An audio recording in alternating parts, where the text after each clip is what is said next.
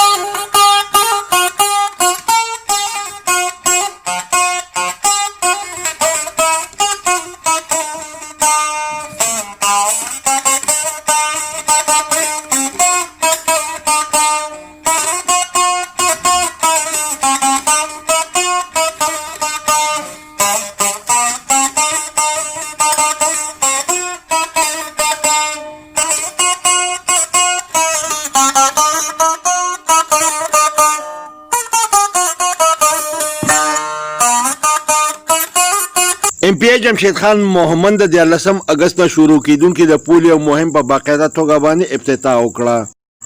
دا په دې موقع باندې په خپله حجره کې یو ماشومې ته له پولیو قطرې ورکړې او دغه رنګیره جلاله یونین کونسل لپاره د پولیو مهم په باقاعده توګه باندې افتتاح وکړه.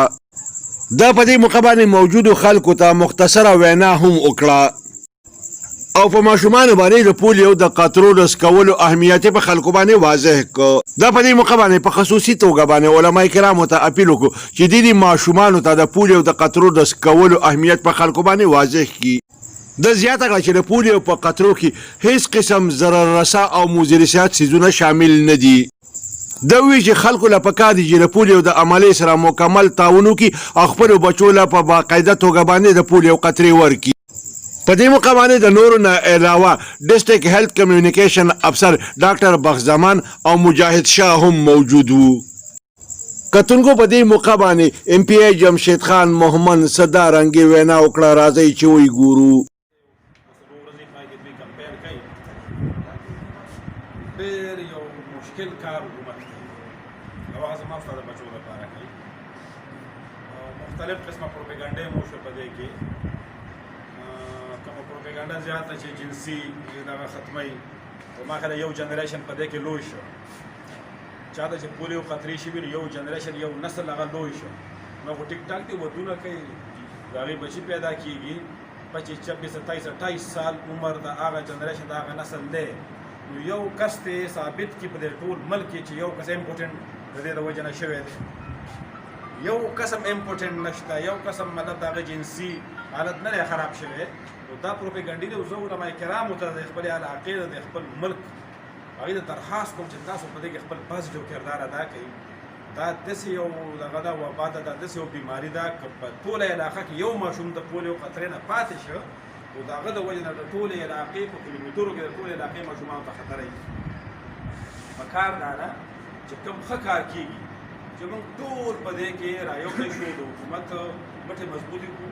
دا زمونږ او ستا د بقا دپاره کوي. موږ داسې هم کتلي دي چې د پاکستان نه مسافر د پاک دنیا په ایرپورټ باندې کوشي لومبۍ ورته د پولیو قطرې ورکړي. څونه بې مناسبه خبره ده.